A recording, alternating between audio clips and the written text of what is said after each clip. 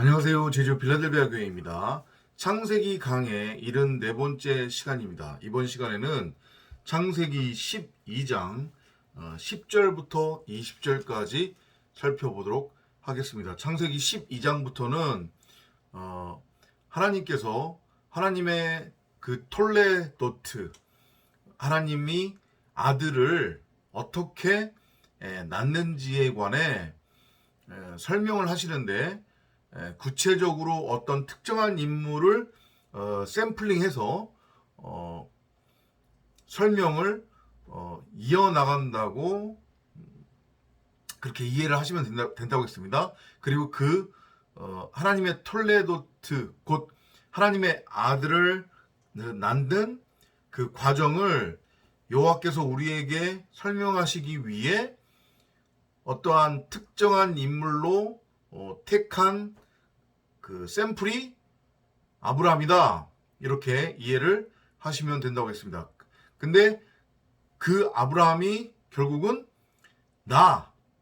여러분, 에클레시아, 교회라고 그렇게 이해를 하시면 됩니다. 여러분들이 이전까지 이 창세기 12장을 다른 창세기나 성경도 마찬가지고요, 어떻게 읽으셨는지 모르겠는데, 이 창세기 12장 10절부터 20절까지의 내용도 그렇게 만만한 내용은 아니에요. 그냥 눈에 들어오는 문자 그대로 우리말로 번역된 이 번역 성경을 그대로 읽어버리고 그대로 그냥 믿어버리면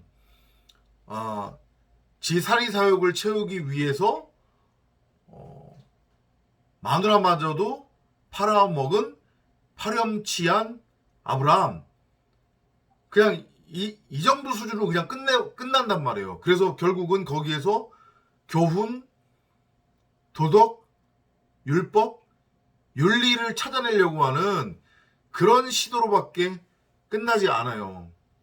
근데 분명히 다른 창세기와 마찬가지로 이 창세기 12장도 복음을 내포하고 있다. 특히 이 창세기 12장은 창세기 중에서 어찌 보면 가장 핵심적인 내용, 보물창고다, 이렇게 여러분들이 이해를 하셔도 될 만큼 복음의 엑기스가 들어가 있는 장이라고 그렇게 이해를 하시면 될 것 같습니다. 그러면 하나하나씩 한번 살펴보도록 하겠습니다. And there was a famine in the land, and Abraham went down into Egypt to sojourn there, for the famine was grievous in the land. 그 땅에 기근이 있어 아브라함은 미츠라임에 우거하려고 내려갔다. 왜냐하면 그 땅에 기근이 심하였기 때문이다. 여기서 그 땅은 어디를 가리키는 거예요? 요 10절 앞부분에 나온 땅을 가리키는 거겠죠? 근데 앞부분에서 등장한 땅은 어디였어요? 가나안이었잖아요. 그죠? 근데 그 가나안은 아직 하나님의 언약으로서의 진짜 가나안, 진짜 동쪽의 모습은 아니었단 말이죠. 그죠? 왜냐하면 거기에 7 족속이 살고 있었기 때문에. 그런 시각으로 봤을 때, 복음적 시각으로 봤을 때 아브라함이 아브라함 되기 전 갈대아 우르에서 출발해서 북쪽으로 올라가 하란을 거쳐 그 하란을 기준으로 했을 때에는 남서쪽에 위치하고 있는 그 가나안 땅은, 내려온 가나안 땅은 완전한 진짜 가나안은 아닌 거라는 의미죠. 그죠? 즉 다시 말해 그 가나안은 여전히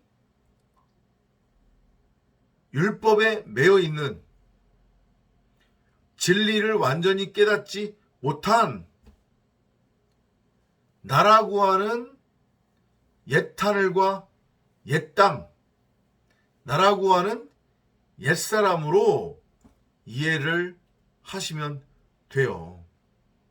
그러니까 누차 설명드리지만 성경에 등장하는 땅, 성경에 등장하는 인물을 나와는 상관없는 내 밖에 어떤 존재로 여러분들이 바라보면서 그렇지, 이 사람처럼 해야겠구나, 나도 그렇지, 이 사람처럼 하면 안 되지, 이렇게 교훈, 어떤 세상 사는 지혜, 삶의 적용 지침으로 곡해하면 큰일 나는 거예요. 그러면 여러분들한테 이 성경이 아무런 유익이 되지 않는다는 거, 그 부분을 명심하시기 바랍니다. 그러면 그 가나안에 기근이 있었다고 하는 것의 의미가 뭘까요? 이것도 동일한 지금 메시지인 거예요. 성경의 기근은 배고픔, 굶주림이거든요. 결국은 이게 뭔 거냐면 우리가 사람 입장에서 이해하는 육의 양식이 없어서 굶주린 상태, 배고픈 상태, 그 상태를 지금 말하는 게 아니란 말이에요. 이건 바로 심령이 가난한 상태를 의미해요. 진리의 말씀이 없어서 나에게 진짜 있어야 되는 양식. 우리에게 진짜 있어야 되는 양식은 뭐예요? 썩어져 없어질, 우리가 스스로 율법을 열심히 행해서 형상화시킨 내 밖에 형태로 존재하고 있는 썩을 양식이 아니라 하늘로부터 내려오는 그 생명의 떡, 그리스도의 살과 피, 진리의 말씀, 만나, 그것이 여러분이나 저에게 진짜 있어야만 하는 양식이란 말이에요. 그 양식은 눈으로 볼 수 없어요. 왜냐? 영생을 주는 양식이기 때문에 그래요. 그 양식을 보고 그 양식을 먹을 수 있는 자들은 이 눈이 아니라 이 눈이 띵 자들이란 말이에요. 이해돼서요? 무슨 얘기인지? 그러니까 마찬가지로 지금 이 12장 10절부터 지금 그려지고 있는 이 이야기도 결국은 그래서 나에 관한 이야기란 말이에요. 우리에 관한 이야기란 말이에요. 아직은 그 가나안 땅이 약속의 가나안 땅, 새하늘과 새 땅, 하늘로부터 내려온 하늘의 예루살렘, 그것으로 지금 바꿔지지 못한 상태란 말이에요. 선악의 율법에 매여 있는 상태, 하나님의 말씀을 선과 악이라고 하는 율법으로 곡해하고 있는 상태. 성경 66권을 눈에 보이는 문자로 그대로 읽고 믿고 행하며 내 바깥에 끊임없이 무언가를 가치의 개념으로 형상화시키며 그게 전부고 그게 진짜라고 여기고 있는 상태. 그게 아부람인 나의 상태이며 그게 바로 지금 현재 시점에, 그러니까 창세기 12장 10절 그 기근이 임한 그 가나안으로서의 나라고 이해를 하시면 돼요. 그러니까 그건 당연히 기근이 맞는 거죠. 마치 구약의 이제 뒷부분으로 넘어가면, 신약으로 넘어가기 전, 그죠? 구약의 뒷부분으로 넘어가면 뭐가 이스라엘 땅에 임하냐면 기근이 임한다고 표현한단 말이에요. 기근이 임해요.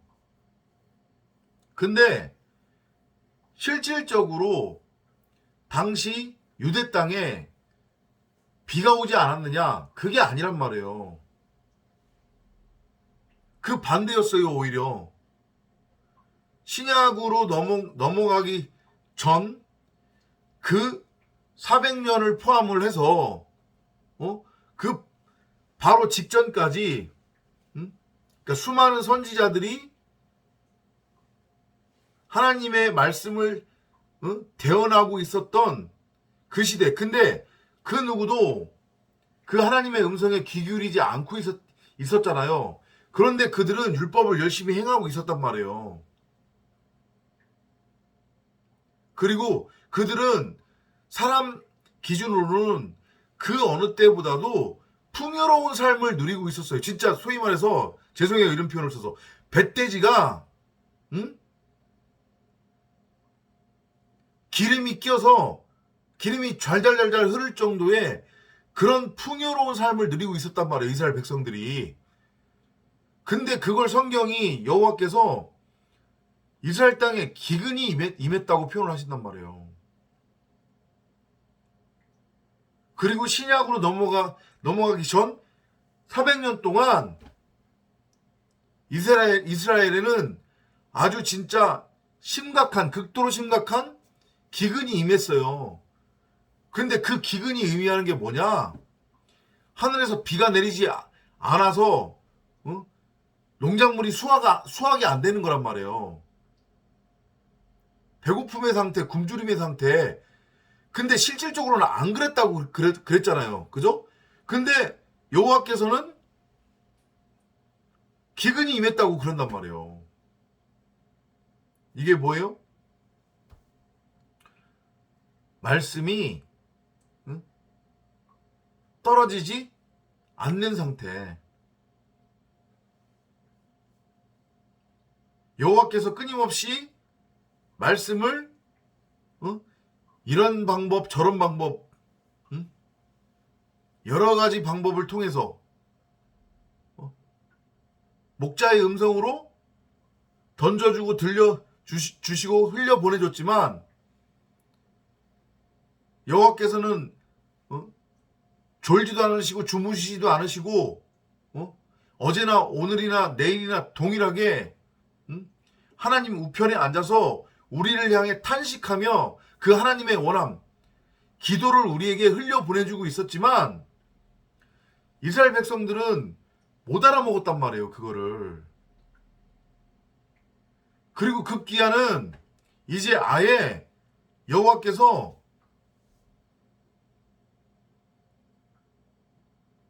그래서 복음을 아예 전하지 않으셨단 말이에요. 그걸 끊어버리셨어요. 그 상태를 성경은 기근이라고 한단 말이에요. 비가 내리지 않는 상태, 땅에. 우리 그 창세기 2장 초반부에 보면 여호와께서 아직 땅에 비를 내리지도 않으시고 그 땅을 경작할 수 있는 사람도 없었기 때문에 땅에서는 안개만이 올라와 지면을 적셨다. 성경이 이렇게 증언을 하잖아요. 그 상태란 말이에요. 그 상태. 그게 기근이에요. 그게 바로 지금 현재 12장 10절에서의 아브라함의 상태란 말이에요. 아브라함이 아닌 아브라함의 상태.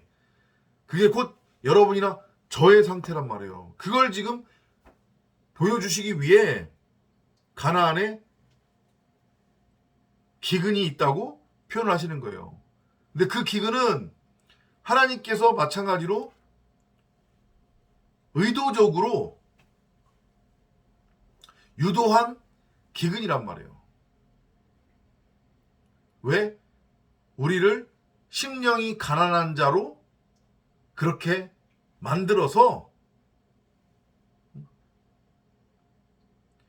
뱀, 곧 율법의 예수, 건물 성전의 예수로서의 나라고 하는 아브라함이라고 하는 그 머리를 날려버리고 그곳에 진짜 머리 그리스도 예수 진리의 말씀이라고 하는 머리를 넘겨주어 나를 하나님이 거하시는 진짜 성전 세 번째 성전 하늘의 예루살렘 성전으로 세우기 위한 하나님의 확증이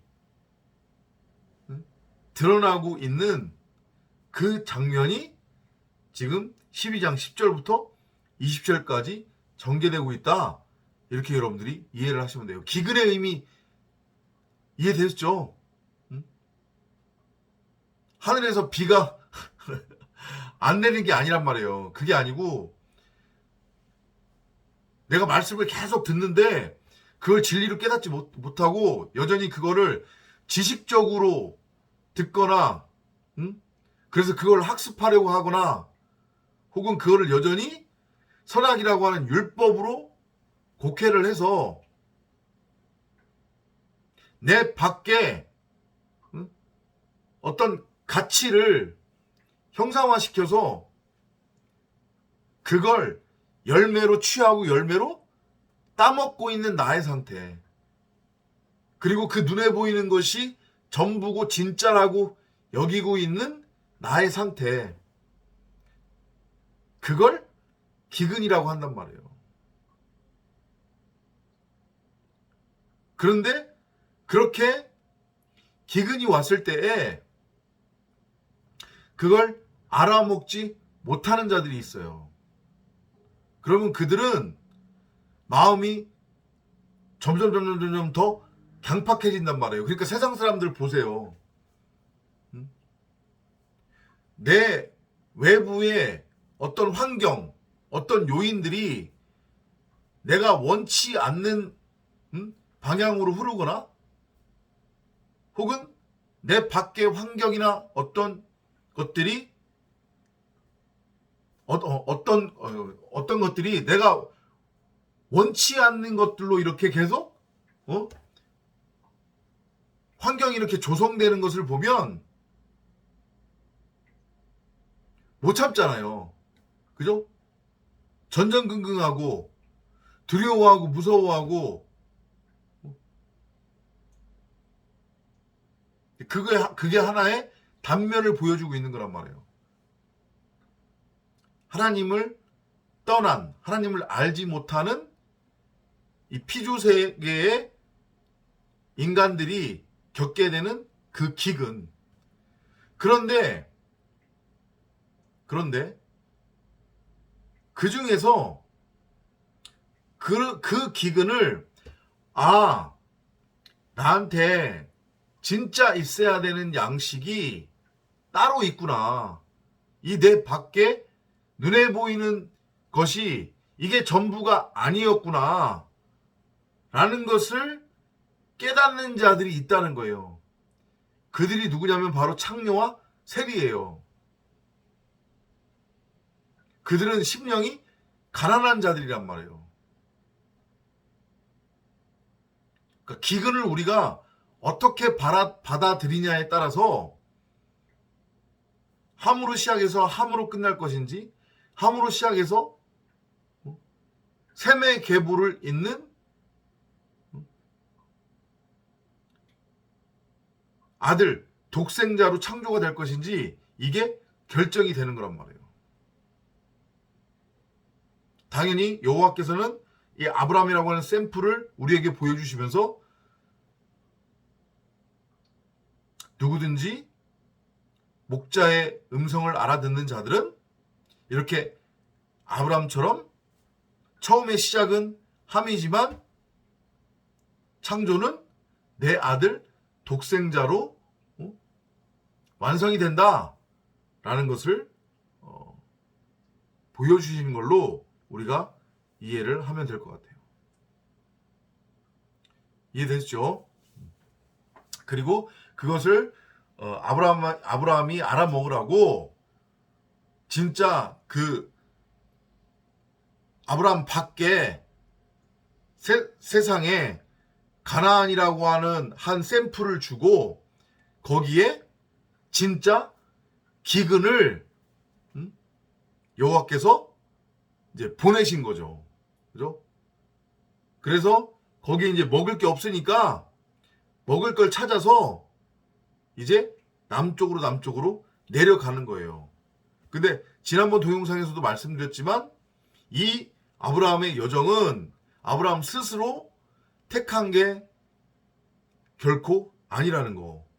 이 모든 것은 다 여호와의 계획 아래, 여호와의 의도 아래 펼쳐지고 있다는 것을 우리는 명심해야 합니다. 기근의 의미 이제 충분히 이해하셨으리라 믿습니다. 그 땅에 기근이 있어 아브라함은 미츠라임에 우구하려고 내려갔다. 왜냐하면 그 땅에 기근이 심하였기 때문이다. 미츠라임은 이게 애굽입니다. 애굽. 그죠? 애굽이에요. 근데 그 애굽이 어떤 의미를 갖고 있냐면 이제 일반 그냥 히브리어 그 자체의 뜻은 속박이라고 하는 뜻이 있어요. 속박. 그러니까 한마디로 말하면 뭐 종살이하다 그런 의미란 말이에요. 그래서 이스라엘 백성들이 애굽에서 종살이하는 모습이 출애굽기에서 그려지고 있는 거란 말이에요. 이해되죠? 그런데 조금 더 깊게 어원적으로 들어가 보면 요 미츠라임 애굽은 어떤 의미로 이해를 하시면 되냐면 그냥 쉽게 설명을 드릴게요. 다른 부분들은 그냥 쭉 빼고, 그죠? 우리가 지금 히브리어 공부하려고 하는 건 아니니까 한마디로 얘기하면 율법 성전이라고 여러분들이 이해를 하시면 돼요. 그러니까 율법의 예수예요. 한마디로 얘기하면 하나님의 말씀이 진리가 아닌 율법으로 곡해된 상태를 지금 애굽으로 그렇게 표현하고 있는 거란 말이에요. 성경이. 그러니까 지금 한국교회처럼 한국교회는 여전히 육신의 예수를 지금 바라보고 있고 그 육신의 예수를 믿으며 그 육신의 예수가 다시 언젠가는 올 것이다.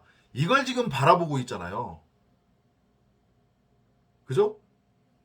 그렇게 예수 믿으면은 큰일 난다고 했잖아요. 그건 영원한 죽음을 뜻한다고 했잖아요.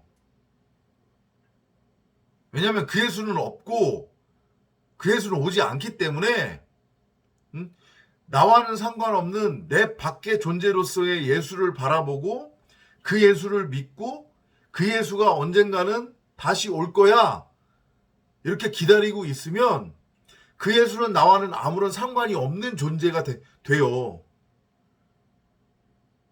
내 밖에 형상화시킨 거잖아요. 지금 그 예수가 누구인지 어떤 존재인지 모르니까 그리고 믿어지지가 않으니까 그걸 하나님께서 우상숭배라고 그런다고 그랬잖아요.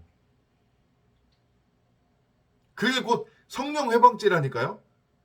말씀의 의미를 알지 못하고 깨닫지 못해서 내 밖의 것을 형상화시켜서 믿고 숭배하는 것.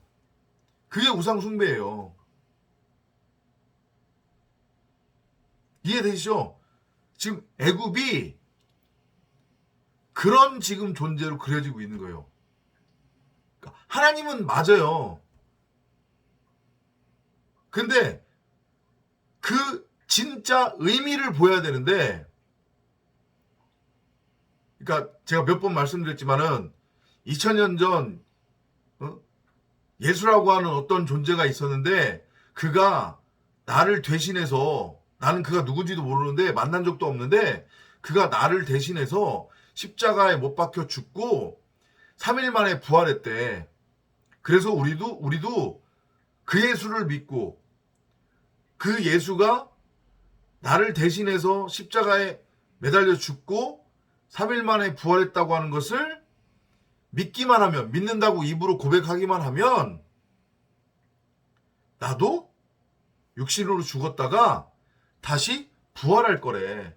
그리고 더불어서 이 땅을 살아가면서 이 땅을 살아가는 동안에 잘 먹고 잘 살 거래. 이러고 있으면 하나님을 금송아지로 바라보고 믿고 숭배하는 거라니까요. 그게 우상숭배라고요. 그걸 지금 단적으로 여호와께서 보여주시는 거예요. 미스라임, 애굽이라고 하는 땅을 통해서 아브람이 지금 그런 상태라는 거예요. 그러니까 지금 아브람을 기근을 통해 기가를 통해 미스라임, 애굽으로 지금 모시는 이유가 그런 이유에서란 말이에요.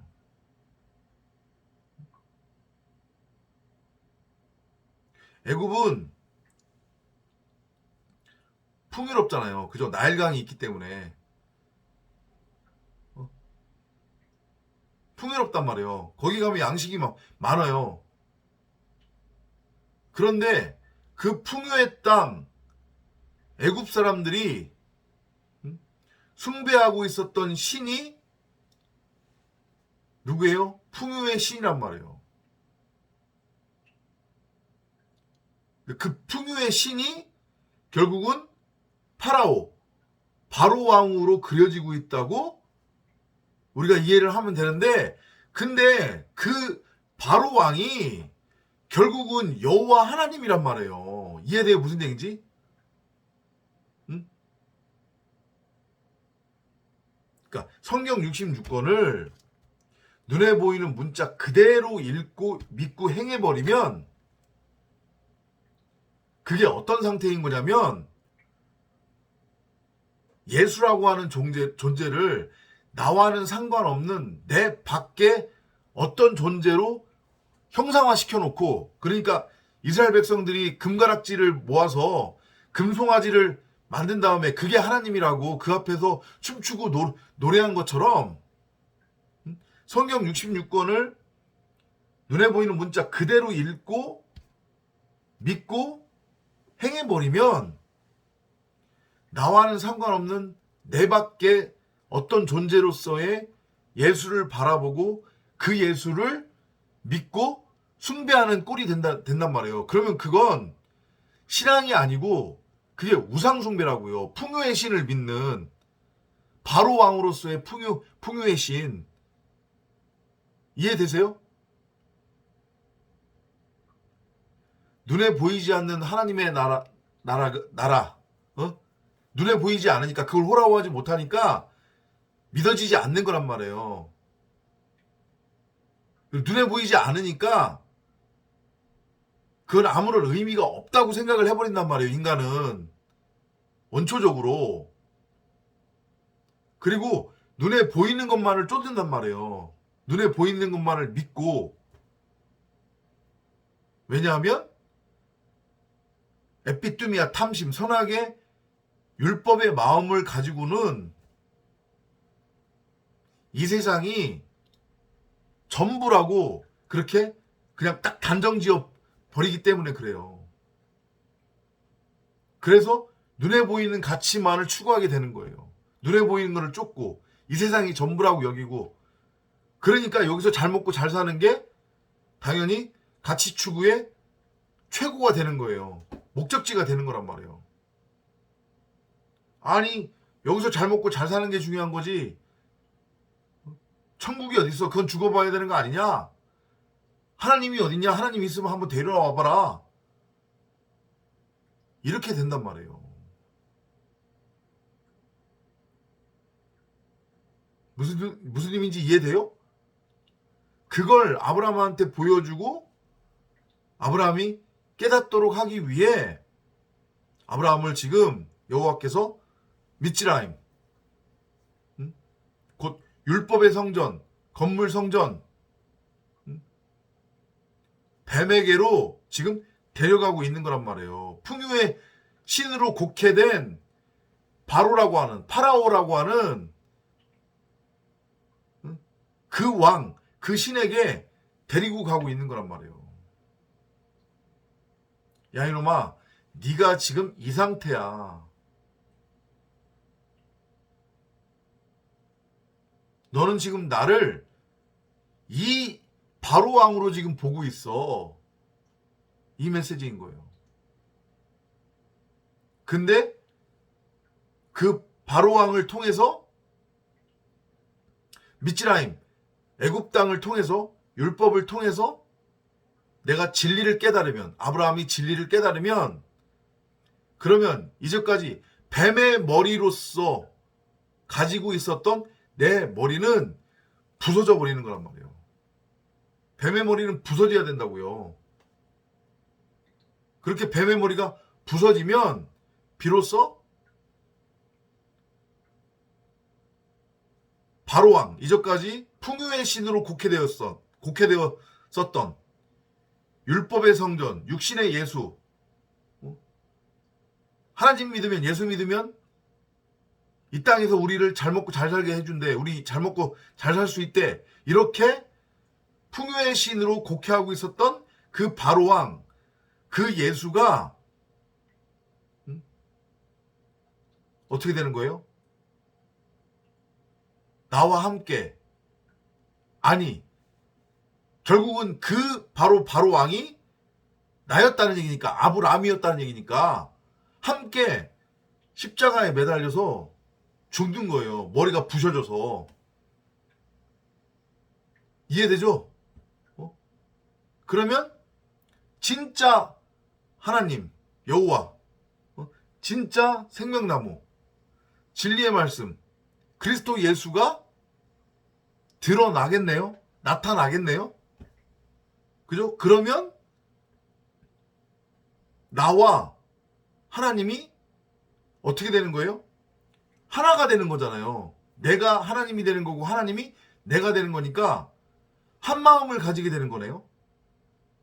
그죠? 그러면 그게 진리로의 완성이 되는 거예요. 그러면 더 이상 나는 그 애굽이라고 하는 미츠라임, 그 율법 성전에서 그 율법 성전을, 건물 성전을, 율법을 열심히 행하고 섬기면서 종교 생활 하면서 수고하고 무거운 짐을 짊어질 필요가 없는 거잖아요. 거기서부터 완전히 해방되는 거니까 그 그림을 지금 보여주고 있는 거란 말이에요. 이해되시죠?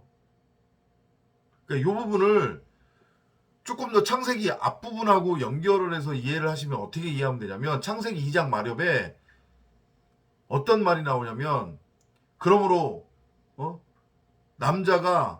남자는 부모를 떠나 여자와 한 몸이 되어 사람이 된다, 이렇게 나오잖아요. 그죠? 이게 지금 여기서 그대로 그려지고 있는 거잖아요. 그 부모가 누구를 의미한다고 했어요? 율법으로 곡해되어졌었던 생명나무, 율법으로 곡해되어졌었던 성경 66권. 그렇게 하나님을 바라보고 믿고, 그렇게 예수를 바라보고 믿고, 그렇게 성경을 눈에 보이는 문자 그대로 읽고 믿고 행해버리면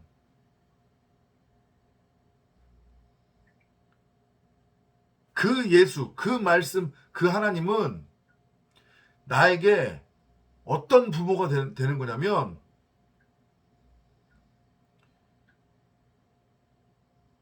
나를 율법으로 낳은 율법의 부모가 되는 거예요. 그러니까 주님이 말씀하셨죠. 바리새인들한테 너희의 아비는 마귀라. 이 독사의 새끼들아, 그러잖아요. 그러면은 독사의 새끼들이니까 아비가 뭐라는 얘기예요? 뱀이라는 얘기잖아요. 그죠? 그럼 뱀이 의미하는 건 뭐예요? 율법이잖아요.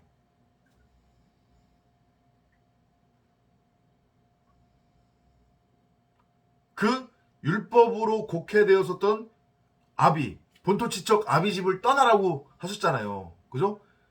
그 본토치적 아비 집을 떠나 지금 아브라함 남자가, 그죠? 사레를 히브리어는 사라이라고 해요. 사레가 여자잖아요. 그죠? 둘이 만나는 거예요. 그런데 결국은 아브라함과 사라이는 하나라고 그랬잖아요.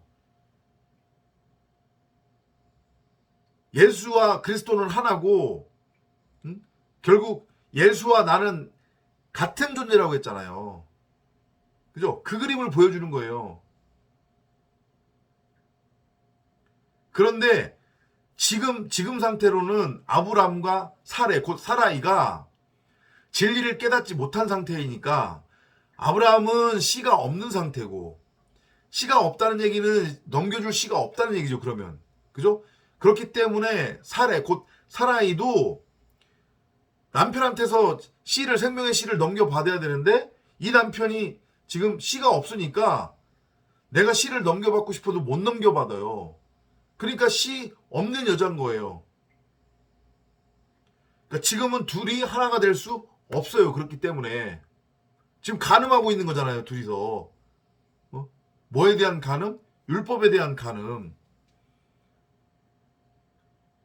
그래서 그 둘을, 곧 아브라함이 사레, 곧 사라이고, 사라이가 아브라함이니까, 그러면 아브라함의 머리가 부서져 버리면 사라의 머리도 부서져 버리는 거리고, 부서지게 되는 것이고, 그렇게 되면 이전까지 파라오 풍요의 신으로 곡해되었었던 여호와 하나님이 밝히 드러나게 되는 거니까, 그러면 진짜 그리스도 예수라고 하는 머리를 넘겨받아 그 그리스도 예수와 아브라함이 하나가 되는 것이고, 그렇게 되면 그게 결국은 아브라함과 사레가 한 몸을 이룬 사람, 그리스도의 형상으로 되는 거잖아요. 그 그림을 지금 설명하는 거예요. 조금씩 이해가 되시죠? 그러니까 결국은 지금 다시 한번 설명드리자고 하면, 아브라함과 사라이, 곧 사레를 애굽으로 모시는 이유, 사레로서의 아브라함으로서의 사레의 머리를 부셔버리고, 거기에 진짜 머리, 그리스도 예수라고 하는 머리를 넘겨줘서 새하늘과 새 땅, 약속의 땅인 가나안으로 세우기 위한 작업이란 말이에요. 지금 그러려면 미츠라임 애굽으로 들어가서 아브라함이 바로 왕과 함께 반드시 십자가에 매달려 목베임 당하는 다나토스의 죽음을 경험해야 된단 말이에요. 반드시. 그래서 지금 죽으로 내려가는 거예요. 지금. 근데 아브라함이 그걸 직접 선택한 게 아니라고 그랬죠. 그죠? 여호와께서 지금 아브라함을 다나토스로 죽이기 위해 이끄시는 거란 말이에요. 지금. 너무 지금 서론이 길었는데요. 자, 11절로 한번 가보도록 하겠습니다. And it came to pass when he was come near to enter into Egypt that he said unto Sarai his wife, Behold now, I know that thou art a fair woman to look upon. 그가 미츠라임에 가까이 왔을 때 자기 아내 사라이에게 말하였다. 보라, 내가 아는 바 참으로 당신은 용모가 아름다운 여자라. 이렇게 얘기를 해요. 사라이라고 하는 그 이름의 의미, 사레라고 하는 그 이름의 의미 뭐라고 했어요? 마찬가지로 우두머리 이런 의미로 이해를 하시면 되는데, 조금 더 복음적으로 이걸 의미를 한번 확인해 보면 머리를 넘겨주다라는 그런 의미가 돼요. 머리를 넘겨주다. 그러니까 그게 무슨 의미겠어요? 이제까지 내가 왕노릇하고 있었잖아요. 그죠?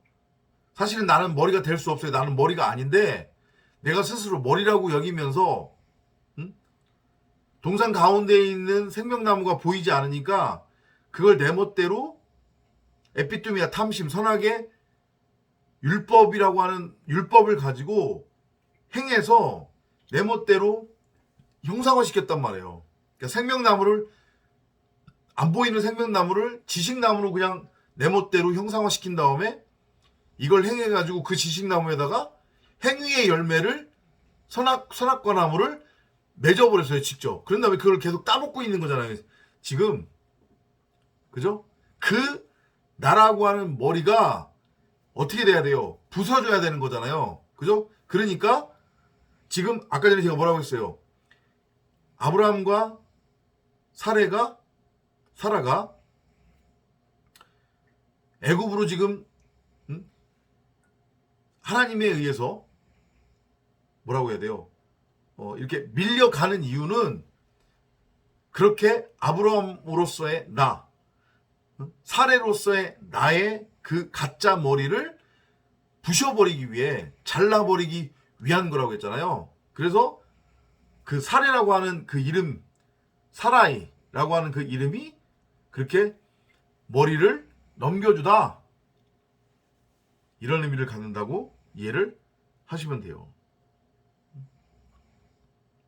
근데 여기서 다소 이해가 안 가는 지금 말을 아브라함이 해요. 어떤 부분이냐면, 보라, 내가 아는 바 참으로 당신은 용모가 아름다운 여자라, 이렇게 얘기한단 말이에요. 근데 이게 창세기 저 17장 쪽인가 넘어가면 아브라함과 사라의 나이가 나와요. 거기에 아브라함의 나이가 90살이었을 때 사라의 나이가 몇 살이라고 나오거든요. 근데 거기 확인해 보세요. 나중에 나이 차이가 한 10살 정도 난단 말이에요. 근데 지금 가나안으로 들어올 때에 아브라함의 나이가 몇 살이었다고 그랬냐면 75세라고 그랬단 말이에요. 그죠? 그러면 그걸 가지고 역으로 환산해서 추측했을 때 아브라함의 아내 사레의 나이는 60에서 60 중반, 65세 정도 그렇게 됐을 것으로 우리가 추측을 할 수 있어요. 물론 그것도 의미적이 있는 거니까. 65면은 아직 완성이 안 된 거잖아요. 율법에 매여 있는 거잖아요. 6, 5니까. 그죠? 어찌됐건 60이 됐던 65살이 됐건 이건 여자분들을 제가 폄하하기 위한 게 아니라 60세, 65세 된 여성분들이면 거의 할머니잖아요. 솔직히. 그죠? 물론 뭐 요즘은 뭐 개인적으로 자기 몸을 가꾸고 그다음에 또 미용에 신경 쓰고 그러는 분들은 60세, 65세가 되더라도 훨씬 더 젊어 보이는 분들이 있긴 하지만 아무튼 나이 60, 65세면 여자로서의 미모라고 하는 것을 사실은 보기에는 어렵잖아요. 근데 지금 아브라함이 자기 아내 사라이에게 당신은 참으로 용모가 아름다운 여자라고 얘기를 한단 말이에요. 근데 제가 뭐라고 말씀드렸어요? 이게 설명드렸나요? 앞부분에서 아브라함, 사라이, 히브리어는 사라이라고 한다고 했습니다. 이거 다 뭐를 의미해요? 율법을 의미한단 말이에요. 율법을. 진리의 말씀을 깨닫지 못하고 동산 가운데에 있는 생명나무, 각자의 마음 성전에 심겨져 있는 그 생명나무를 호라호하지 못해서 에피뚜미아 탐심 선악의 율법을 행하고 있는 지식나무의 상태, 그리고 율법을 열심히 행해서 잊지도 않은 행위의 열매를 맺고 있는 그 상태가 바로 아브라함 사레란 말이에요. 사라이란 말이에요. 이거 딱 보면 무슨 장면이 떠오르지 않아요? 지금 아브라함이 아내 사레를 보면서 당신은 참으로 용모가 아름다운 여자다. 그 용모가 아름답다고 하는 것의 의미가 뭐겠어요? 형상화된 거잖아요, 지금. 겉껍데기만을 보는 거잖아요, 지금. 그 안에 진리를 못 보는 거잖아요, 지금. 진리를 호락호락하지 못하는 거잖아요. 마치 하와가 동산 가운데에 있는 보이지 않는 그 생명나무, 그것을 호락호락하지 못하고, 그래서 자기 눈에는 안 보이니까 없는 지식나무를 형상화시켜서 지식나무로 바라본 거하고 똑같은 거잖아요. 보기에, 그러니까 보암직하고 먹음직하고 탐스럽기까지 한 지식나무. 근데 그 지식나무는 없었잖아요. 생명나무가 있는 거지. 생명나무를 호락호락하지 못하니까 형상화 시켜버린 거잖아요. 그죠? 이거 똑같잖아요, 지금. 사례를 눈에 보이는 걸로 그대로 지금 보고 있는 거잖아요. 아브라함과 사라는 같은 존재라고 보면 된다고 했잖아요. 그죠? 그래서 누구 하나가 상대방의 진짜 모습을 보게 되면, 그걸 진리로 보게 되면 그러면 아브라함은 남자의 모형이니까, 그리스도의 모형이니까 율법의 예수에서 그리스도로 넘어가는 거고, 그러면은 진리의 말씀인 거니까 씨가 진 자가 되는 거고, 그러면 아브라함이 아브라함에서 아브라함으로 넘어가서 씨가 진 자가 되면 당연히 그 씨를 자기 아내한테 넘겨줄 거 아니에요. 그죠? 사라이는 돕는 배필의 지금 모형인 거니까, 우리의 모형인 거니까, 교회의 모형인 거니까, 돕는 배필이 되려면, 아들 독생자 그리스도 예수를 낳으려면 씨를 받아야 날 거 아니에요. 씨가 진 여자가 돼서. 그죠? 그러니까 아브라함이 생명나무를 호라고하면 당연히 사례도 씨가 진 여자가 되는 거고, 사례가 씨가 진 여자가 됐다는 얘기는 아브라함이 진리를 깨달았다는 얘기니까. 근데 지금 아브라함 눈에는 아내 사례가 보암직하고 먹음직하고 탐스러운 있지도 않은 지식나무의 열매로 지금 보이고 있는 거예요. 눈에 보이는 겉껍데기로. 그러니까 형상화시켜서 보는 거죠, 지금. 이해되시죠? 무슨 얘기인지? 그러니까 율법에 매여 있음을 그대로 보여주는 거란 말이에요. 그러니까 돕는 배필이 지금 못 되는 거예요. 사례도 돕는 배필이 못 되는 거고, 당연히 씨가 없는 아브라함 입장에서는 돕는 배필에게 넘겨줘야 되는, 마땅히 넘겨줘야 되는 생명의 씨를 넘겨주지 못하는 거죠. 그렇기 때문에 사례가 불임 상태에 있어서 아들을 낳지 임신을 하지 못한다고 성경이 증언을 하고 있단 말이에요. 이해되시죠? 12절로 넘어갈게요. Therefore it shall come to pass when the Egyptians shall see thee that they shall say, This is his wife, and they will kill me, but they will save thee alive. 미츠라임인들이 당신을 볼 때 이 여자가 그의 아내다라고 말하고 그들이 나를 죽이고 당신을 살릴 것이요. 그러니까 지금 아브라함 입장에서는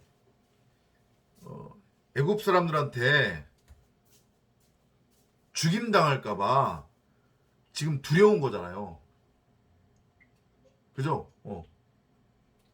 그런데 사실은 죽어야 돼요? 안 죽어야 돼요? 죽어야 되는 거예요. 죽어야 살지. 그리고 그렇게 아브라함을 죽이기 위해서 일부러 여호와께서 지금 애굽으로 몰아넣고 계시는 거잖아요. 겉껍데기로서의 아브라함인 나, 율법의 예수로서의 나, 여러분, 교회 에클레시아, 건물 성전으로서의 나, 눈에 보이는 문자 성경 그대로인 지식나무, 없는 그 지식나무, 그건 머리가 잘리고 부서지고 도리에 돌아나 남지 않고 무너져야 된단 말이에요. 그래야 진짜가 밝히 드러나니까. 바위를 쳤더니 그 바위가 터지면서 생수가 터져 나왔듯이 율법이라고 하는 돌이 깨져버리니까 그 안에 감춰졌던 진리, 그리스도가 밝히 드러나듯이 아브라함은 반드시 죽어야 돼요. 왜냐하면 살의 입장에서 보면은 이 율법의 가짜 남편인 거잖아요. 그죠? 마치 다윗과 누구의 이야기? 밧세바의 이야기처럼 밧세바 입장에서 아직 다윗은 내 진짜 남편이 될 수 없어요. 이해되시죠? 율법으로서의 남편이 있기 때문에 그 율법의 남편이 죽어야만 된단 말이에요. 그러니까 무슨 얘기냐면 밧세바의 남편 우리야, 그죠? 그 우리야는 율법의 남편의 모형인 건데 결국 그 우리야는 다윗의 모형이기도 한 거란 말이에요. 우리야가 결국은 다윗인 거예요. 우리야가 죽었다는 얘기는 다윗의 옛사람, 건물 성전, 예수가 죽었다는 얘기예요. 그러니까 우리아의 죽음은 곧 나의 죽음이어야 된단 말이에요. 여러분의 죽음이어야 돼요. 우리아의 죽음이 아브라함의 죽음이 돼야 된단 말이에요. 그래야 비로소 밧세바가 진짜 남편인, 진리의 남편인 예수가 아닌 그리스도로서의 다윗과 하나가 되어 씨 가진 여자로 이름이 바뀐단 말이에요. 사레에서 사라로. 이해되시죠? 하갈에서 사라로. 그래야 이스마엘이 아닌 솔로몬이라고 하는 독생자 그리스도 아들을 낳을 수 있는 거니까. 여기 지금도 마찬가지예요. 이 지금 그림도. 그래서 아브라함은 죽어야 된다고요. 이해되시죠? 나라고 하는 옛사람, 가짜 남편 우리야로서의 나 아브라함은 죽어야 된다고요. 그래야 돕는 배필한테 생명의 씨를 넘겨줄 수 있기 때문에. 근데 그걸 지금 두려워하는 거예요. 자, 13절로 넘어가 볼게요. Say, I pray thee, thou art my sister, that it may be well with me for thy sake, and my soul shall live because of thee. 부디 당신은 내 누이라고 말하시오. 그리하면 당신 덕분에 내가 좋고 당신 때문에 내 목숨이 살 것이오. 이해되시죠? 죽기 싫은 거야 끝까지. 그래서 아내 사라에게 내 누이라고 해라 이렇게 말하는 건데, 근데 이걸 문화적으로도 여러분들이 좀 이해를 하셔야 돼요. 고대 근동 지방에서는 성경에도 여러 군데 그런 부분이 그런 장면이 나오거든요. 고대 근동에선 부모가 돌아가셨어요. 그리고 형제가 만약에 자매가 아닌 남매를 남겨놓고 만약에 부모가 돌아가시면 오빠나 남동생이 아버지 역할을 하는 그런 하나의 관습이 있었단 말이에요.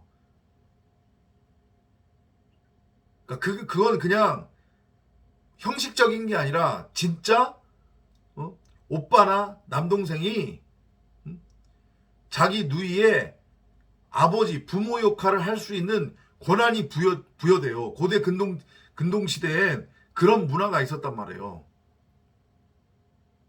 이해되시죠? 그러니까 그런 차원에서 이해를 했을 때에도 아브라함의 지금 이 행동, 이 말은 사실은 잘못된 거는 아니에요. 구약 성경에 보면 오빠나 남동생이 누이의 아비 역할을 하는 장면들이 나온단 말이죠.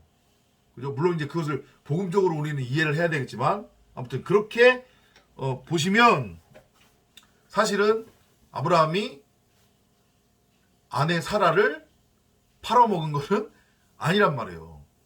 다만 여기서 지금 죽기 싫은 것은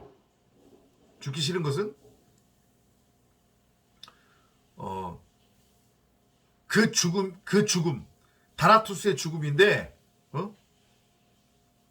내 목이 잘리는 죽음이잖아요. 그러니까 그걸 원치 않는 거지. 그러니까 인간의 어떤 원초적인 부분들을 지금 아브라함을 통해서 보여주고 계시는 거란 말이에요. 여호와께서. 그리고 이거를 잘 깊이 들여보면 마치 누이를 살리기 위해, 누이를 살리기 위해, 그러니까 누이란다. 아내를 살리기 위해, 아내를 누이로 둔갑시키려고 하는 것처럼 보이지만 뭐라고 했어요? 결국은 아브라함이 사라고, 사라가 아브라함이라고 그랬잖아요. 그죠? 그러니까 만일 사라가 죽으면 그건 곧 아브라함 입장에서는 자기의 죽음인 거예요. 그게 자기가 죽는 거란 말이에요. 그러니까 하필이면 누이라고 하라고 그러는 거예요. 가장 가까운 혈육 피부치잖아요. 그죠? 그걸 지금 보여주시는 거란 말이에요. 여호와께서. 그 그런 메시지를 여러분들이 읽어내셔야 되는 거예요. 여전히 끝까지 놓지 않으려고 하는, 내 밖에 형상화된 것들, 그게 전부라고 여기고 그게 진짜라고 여기는 것.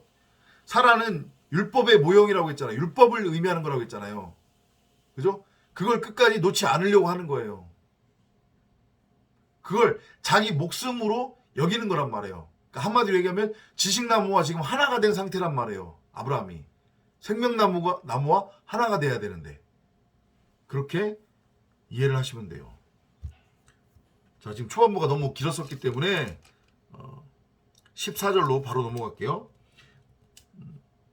And it came to pass that when Abraham was come into Egypt, the Egyptians behold the woman that she was very fair. 아브라함이 미츠라임으로 왔을 때 미츠라임인들이 그 여자를 보니 참으로 그녀는 매우 아름답다. 마찬가지예요. 그죠?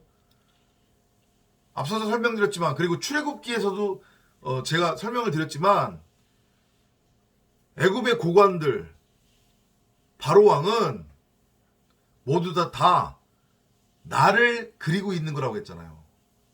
그러니까 여기서도 마찬가지예요. 지금 파르호, 그 미츠라임인들, 파르호의 고관들은 다 결국은 아브라함을 지금 뭐라고 해야 돼요? 투영하고 있는 거란 말이에요. 지금 그들이 결국은 아브라함이에요. 그들이 지금 율법에 매여 있는 거란 말이에요. 근데 그 애굽 사람들은 결국은 여러분이나 저이기도 한 거예요. 결국은. 왜냐면 아브라함이 결국 내 모습이니까, 나니까. 이해되시죠? 그러니까 생명나무를 호라워하지 못하고 율법으로 바라보고 있는 거예요. 사례가 율법을 모형으로 한다고 그랬으니까. 그러니까 복이 아름답게 보이는 거죠. 눈에 보이는, 이 눈에 보이는 껍데기로만 지금 보고 있기 때문에 그 안의 내용물은 보지 못하고, 생명나무가 안 보이니까 그걸 형상화시켜서 지식나무로 지금 바라보고 있는 거란 말이에요. 눈에 보이는 것만을 쫓고 있는 거죠. 눈에 보이는 게 진짜라고. 그러니까 한마디로 자신들이 직접 지금 하나님의 나라를 건설하고 있는 거예요. 자신들이 직접 성전 탑을 쌓고 있는 거란 말이에요. 하늘에 직접 닿겠다고. 그렇게 이해를 하시면 돼요. 보암직하고 먹음직하고 탐스러운 존재로 생명나무를 바라보고 있는 그런 형국을 그리고 있는 거란 말이에요. 자, 15절로 바로 넘어갈게요. The princess also of Pharaoh saw her and commanded her before Pharaoh, and the woman was taken into Pharaoh's house. 파르오의 고관들이 그녀를 보고 파르오에게 그녀를 칭찬하였다. 그래서 그 여자는 파르오의 집으로 취해졌다. 파르오는 큰 집 주인이라는 뜻이거든요. 큰 집의 주인. 큰 집이 뭐겠어요? 그게 성전이잖아요. 그게. 그래서 바로 왕은 결국은 하나님을 뜻한다고 이해를 하시면 된다고 했어요. 오늘 초반부에 길게 설명을 드렸죠, 제가. 그죠? 그 애굽이라고 하는 것이 의미하는 게 뭐냐? 왜 하나님이 아브라함을 하필이면 애굽 땅으로 그렇게 몰아넣느냐? 성전으로 지금 몰아넣은 거란 말이에요. 근데 그 무슨 성전이에요?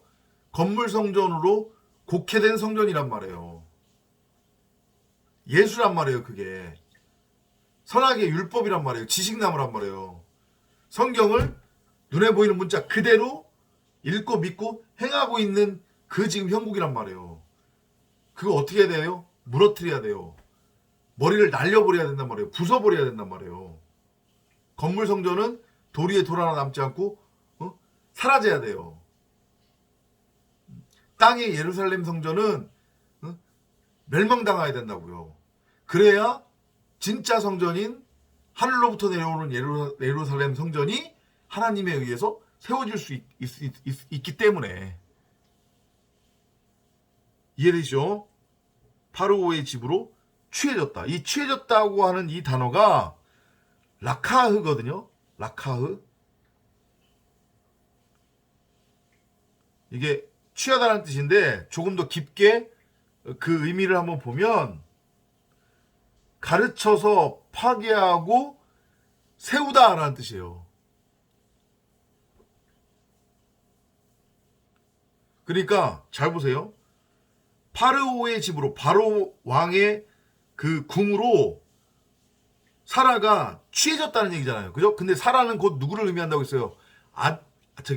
아브라함을 의미한다고 했잖아요. 그러니까 아브라함이 방금 전에 제가 설명드렸듯이 건물 성전 안으로 들어간 거예요. 성령의 이끄심을 따라서. 어떻게 되려고? 부셔버려고 진리로 세우기 위해서.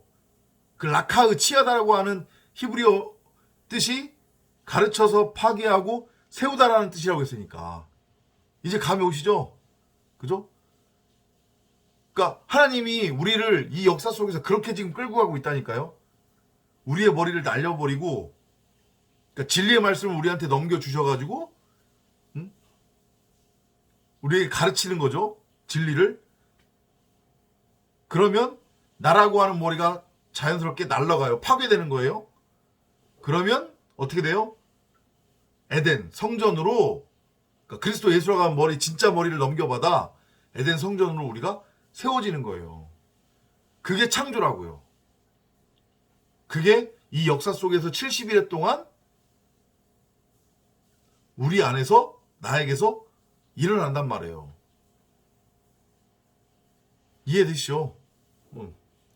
그렇게 이해하면 됩니다. 자, 16절로 넘어갈게요. And he entreated Abraham well for her sake, and he had sheep and oxen, and he asses, and manservant, and maidservant, and she asses, and camels. 파로우가 그녀 때문에 아브라함을 잘 대접해 양떼와 소떼와 순하기들과 남종들과 여종들과 암나기들과 낙타들이 아브라함에게 생겼다. 이거 뭐 넘겨주는 거예요? 아브라함한테 결혼 지참금, 그죠? 결혼 지참금 넘겨주는 거잖아요.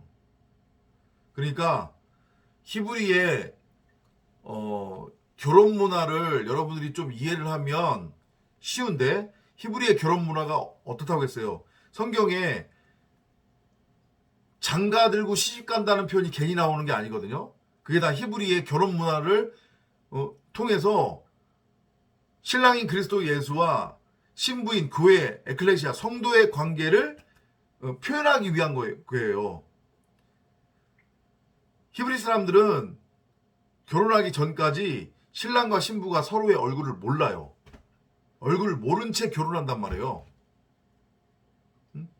근데 자기 신부인지 어떻게 신랑이 알아보냐면 결혼하기 전에 결혼 지참금, 지참물을 보내요. 신부 집에. 그러면 신랑한테서 받은 그 결혼 지참물을 가지고 결혼식 날 신부가 들러리 다른 처녀들과 함께 신부 집 앞에서 기다리고 있어요. 그러면 처녀들이 여럿이 지금 서 있는 거잖아요. 그죠? 근데 어떻게 알아먹느냐? 이제 신랑이 장가 드는 거예요. 그렇게 신부 집으로 먼저 장가 듭니다. 그래서 그리스도 예수가 우리한테로 장가 드신 거란 말이에요, 지금. 그러면 우리 입장에서는 시집 가는 게 되는 거예요. 자, 무슨 얘기냐? 신랑이 와가지고 문 앞에 서 있는 처녀들이 많은데 그 처녀들을 유심히 봐요. 그럼 그 중에 자기가 미리 보낸 지참물을 가지고 있는 신부가 있어요. 그럼 그걸 보고 저거 내 신부라고 알아보고 가는 거예요. 그리고 둘이 손잡고 혼인잔치 안으로 들어가요. 주인공이 돼서. 그러면 문 닫히는 거란 말이에요. 이해돼요? 이게 신약에서 어떻게 그려지고 있냐면 예수님이 뭐라고 표현하세요? 열처녀. 그죠? 슬기로운 다섯 처녀와 어리석은 다섯 처녀를 구분해서 설명을 하시죠. 슬기로운 다섯 처녀는 미리 기름을 준비하고 있었어요. 그 기름이 의미하는 건 뭐예요? 진리의 말씀. 어리석은 다섯 처녀는 기름을 준비하지 않았단 말이에요. 이들은 율법에 매여 있는 자들이에요. 요걸 지금 보여주고 있는 거란 말이에요. 자, 바로 왕이 누구를 의미한다고 했어요? 풍요의 신으로 곡해됐지만 바로 왕은 결국은 진리의 말씀인 그리스도 예수 곧 여호와를 의미한다고 했잖아요. 그죠? 그 여호와가 지금 사례를 취하는 거예요. 근데 그 취하는 것의 의미가 뭐라고 했어요? 진리를 가르친 다음에, 그러니까 진리를 넘겨주는 거죠. 진리를 가르친 다음에 어떻게 해요?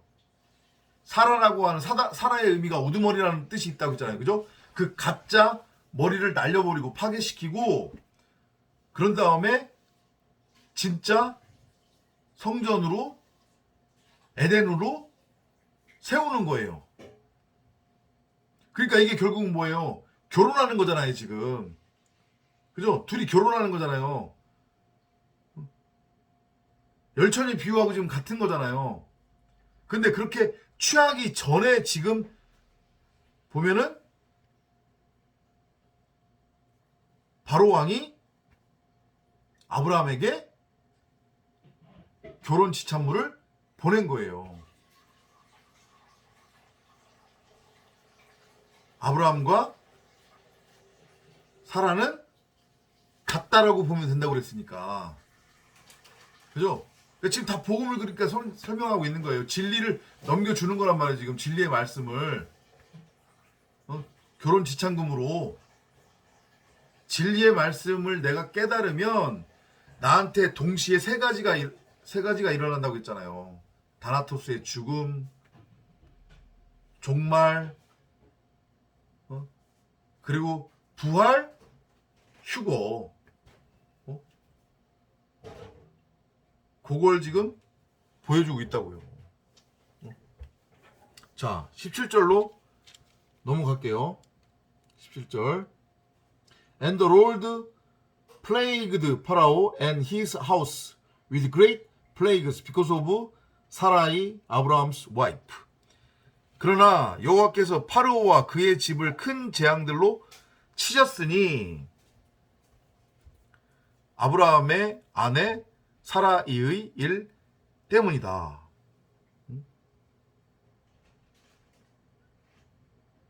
여기서 이제 치다라고 하는 지금 동사가 나오는데요. 이 치다라고 하는 의미를 단순하게 이렇게 문자적으로 우리말 지금 문자적으로 하나님이 바로 왕을 말 그대로 벌했다, 심판했다 이런 의미로 이해를 하시면 안 돼요. 재앙들로 치셨다는 것의 의미는 결국은 건물 성전, 그죠? 그러니까 율법으로 곡해되었었던 그 풍요의 신으로서의 바로 왕이 어떻게 되는 거예요? 다나토스로 죽는 거예요. 그러니까 결국은 아브람, 사레, 바로 왕은 다 같은 존재라고 이해를 하셔도 되니까. 이해되죠? 이게 재앙이 아니란 말이에요, 이게 지금. 진리를 넘겨준 거란 말이에요. 그러니까 하나님이 바로 왕을 치셨다는 것의 의미는 결국은 아담과 사레가 둘이 하나라고 그랬잖아요. 그죠?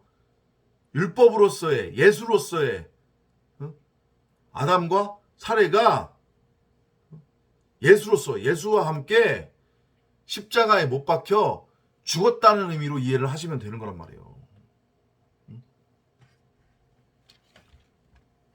자, 18절입니다. 18절. And Pharaoh called Abram and said, What is this that thou hast done unto me? Why didst thou not tell me that she was thy wife? 파로우가 아브람을 불러 말하였다. 당신이 내게 한 이 일이 어찌된 일이요? 왜 당신은 그녀가 당신 아내라고 내게 말하지 않았소? 이게 뉘앙스 말투를 보면 이게 마치 하나님이 네가 어찌된 일이냐? 네가 도대체 무슨 일을 한 거냐? 넌 네가 벌거벗은 줄을 어떻게 알았느냐? 이렇게 묻는 것과 뉘앙스가 비슷해요. 형제 아벨을 죽인 카인에게 여호와께서 묻잖아요. 그죠? 네가 죽인 그 카인이 뭔지 아니? 아벨이 뭔지 아니? 헤벨이 뭔지 아니? 너 헤벨을 왜 네가 죽여야 되는지 아니? 이걸 물으셨잖아요. 그죠? 그런데 카인이 모른다고 그랬단 말이에요. 마치 그 뉘앙스예요. 그 의미를 아는지 모르는지. 왜 너는 나에게 네 아내 사례를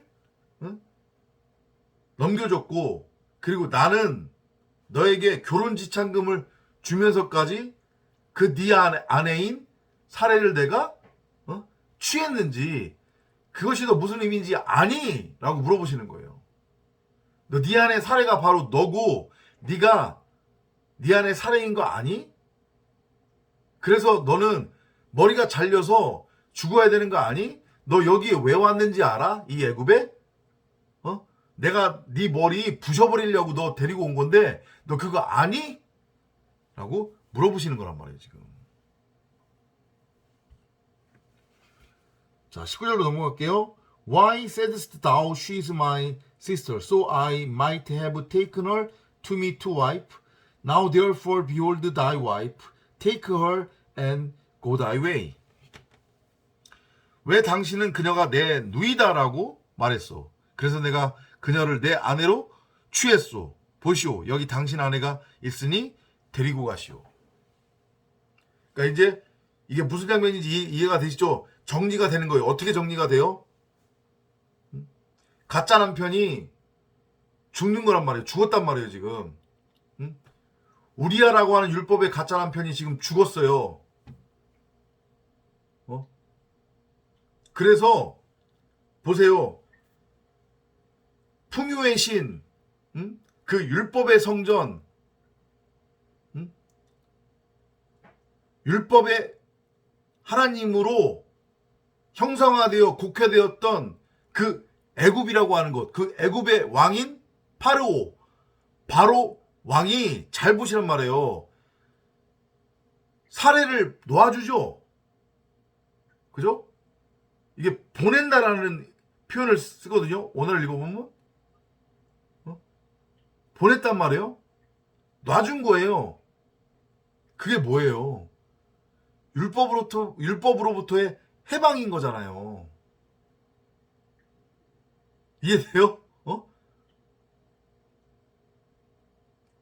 가짜 남편, 율법의 남편인 우리아가 죽으니까 비로소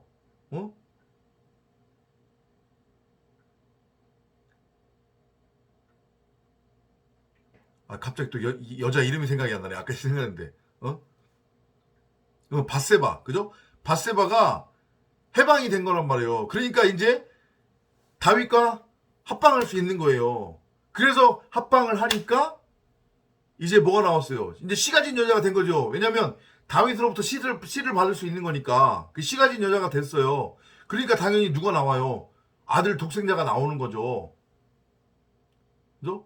그 아들이 누구예요? 솔로몬이잖아요. 그래서 솔로몬은 그리스도 예수의 모형인 거란 말이에요. 사례가 바로 왕으로부터 해방됐단 말이에요. 율법으로부터 해방됐어요. 그 그림이에요 지금. 자 20절의 마지막 And Pharaoh commanded his men concerning him and they sent him away and his wife and all that he had. 파로가 그에 관하여 사람들에게 명령하니 그들이 그와 그의 아내와 그의 모든 소유를 보냈다. 여기 영어로는 send away라고 하는 표현을 썼는데 이게 히브리어로 샬라흐예요. 샬라흐. 우리 샬라흐 배웠죠? 앞에 그 3장에선가 그죠? 여호와께서 아담을 에덴에서 내쫓다라고 우리말로 그렇게 번역이 됐지만 이게 히브리어로 뭐라고 했어요? 샬라흐. 내보내는 거예요. 보내심을 입은 거란 말이에요. 그게.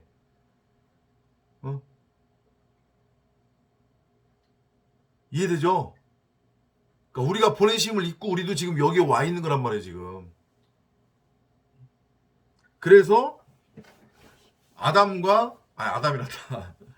아브라함과 사라가 잘 보세요. 가나안 들렸다가 지금 애굽으로 내려갔어요. 그죠? 거기서 결판이 지금 났죠? 무슨 일이 일어났어요? 거기서 십자가가 세워진 거잖아요. 지금 한마디로 얘기하면. 그죠? 그리고 났더니 바로 왕이 그 둘을 놓아줬어요. 율법으로부터 해방인 거예요. 머리가 아브람이라고 하는 사레라고 하는 머리가 부셔져 버렸단 말이에요. 그리고 진리의 머리를 넘겨받은 거예요. 그리스도 예수라고 하는 머리를 넘겨받았단 말이에요. 그러니까 애굽에서 해방됐죠. 애굽에서 나온 거네요. 출애굽, 이게 출애굽이잖아요. 결국은 출애굽의 모형으로 지금 그려지고 있는 거란 말이에요. 그리고 13장으로 넘어가면 제일 처음이 어떻게 시작하냐면 아브라함이 미츠라임으로부터 올라갔으니 이렇게 돼요. 그러니까 창세기 12장은 결국은 복음의 핵심 내용을 담고 있다라고 제가 말씀드렸는데 그게 그런 의미에서 제가 말씀을 드린 거란 말이에요. 구원의 메시지가 여기 다 담겨져 있다. 출애굽의 메시지가 담겨져 있다. 십자가 사건도 여기에 지금 들어가 있다. 여호와께서 우리를 이 역사 속에서 어떻게 구원할 것인지, 구원이라고 하는 게 무엇인지, 하나님을 믿는다고 하는 것의 의미가 무엇인지 그냥 단순히 입으로 저 하나님 믿어요 라면 그냥 끝이냐? 그게 아니잖아요. 지금 보면 하나님을 믿으면 이 땅에서 우리가 잘 먹고 잘 사는 거냐? 아니잖아요. 지금 죽는다니까요. 우리 다나토스로. 일일 창세기 강의 치고는 상당히 지금 오랜 시간이 투자가 됐어요. 1시간 거의 20분이 지금 흘렀는데 길지만 저도 제가 이번 주부터 현장에 이제 출근을 해요. 교습소를 지금 정리를 했단 말이에요. 퇴근을 해가지고 힘든 몸을 도둑여서 한 1시간 정도 잤어요. 이걸 녹화하기 위해서. 그래서 지금 늦은 시간에 지금 토요일로 지금 넘어왔는데 늦은 시간에 녹화를 끝내고 이걸 지금 업로드를 할 거니까 길더라도 이해가 안 되면 몇 번을 들어서 창세기 12장의 내용을 묵상하시면서 지난 동영상에서도 말씀드렸지만 아브라함과 함께 긴 구원의 여정을 떠나보시기 바랍니다. 다음 시간에 또 찾아뵙도록 하겠습니다. 안녕히 계십시오.